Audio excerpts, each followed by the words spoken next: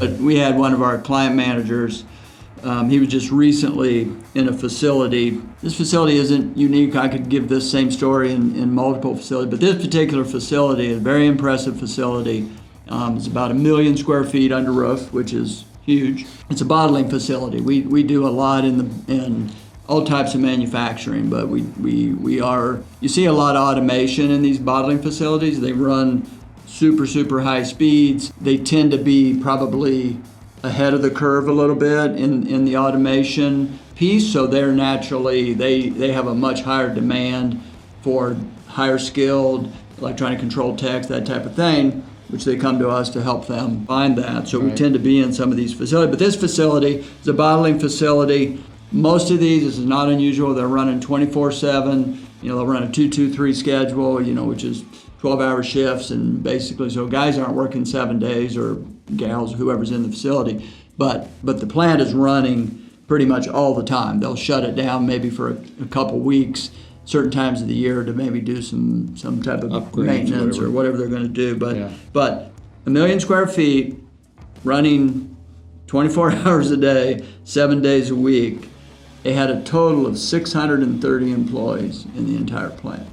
Now, I'm going to tell you, if I've been in those facilities, you're talking about 630 employees spread over 3 shifts, or 2 shifts in their case, it'd be 2 12s, and all the front office staff, everybody. Everything. So you would have to look around to find somebody. I mean, you would think there's nobody in the plant, and that's the way they feel. It's like, so there's a few people monitoring in that, out of that, which, again, where we land in all of this is in the skilled trade space.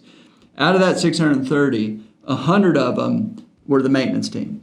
And so what you're seeing, obviously, is you put in all this automation, these plants have, the equipment needs to run, they become much more in need of the high-skilled technicians to keep it running, and then a handful of people, because the rest of it's pretty robotic. This plant, produced, if you can imagine, 850, bottles a minute, on just one line. Now, there's other, some of the breweries and stuff are running, even higher speeds than that. These were quart bottles. These are larger, yeah. Yeah, so 850 of those per minute per line. Yeah, which is zooming. He said, he kind of shared, he said, he spent an hour out in the facility, and he said he saw, literally, like I said before, he said he saw 5 production workers that were basically monitoring the automated equipment, and in that time he saw as many, another 5 or 6, maintenance, workers that were working on the line. Incredible. So, he said that really the only thing, he was talking to the facility, he said really the only thing that they hadn't gone pretty much away from all manual was their forklift operators, and they said that the automated forklifts were on the way.